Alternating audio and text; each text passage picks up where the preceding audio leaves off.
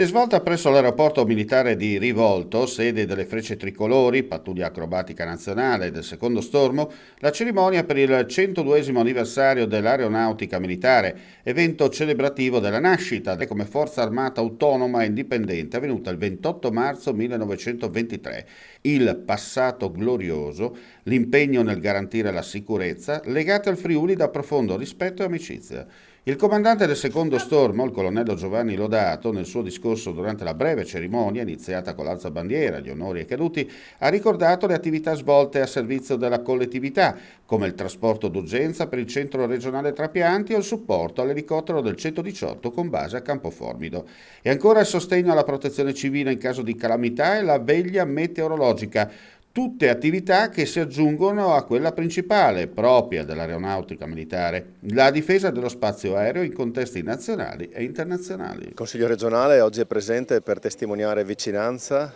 rispetto e amicizia all'aeronautica militare. È un anniversario importante, un anniversario che va celebrato perché dobbiamo ricordarci sempre quello che è il valore e il ruolo delle istituzioni civili, in questo caso naturalmente militari, che devono sempre collaborare, devono lavorare insieme e devono garantire poi al cittadino quelle risposte che si attende, che possono essere risposte immediate ma possono anche essere risposte in momenti di difficoltà. L'aeronautica militare ha segnato la storia del nostro paese, la sta segnando anche oggi, anche in condizioni di pace, con tutte le attività che vengono svolte all'interno dei territori, sia dal punto di vista sociale, dal punto di vista della sicurezza,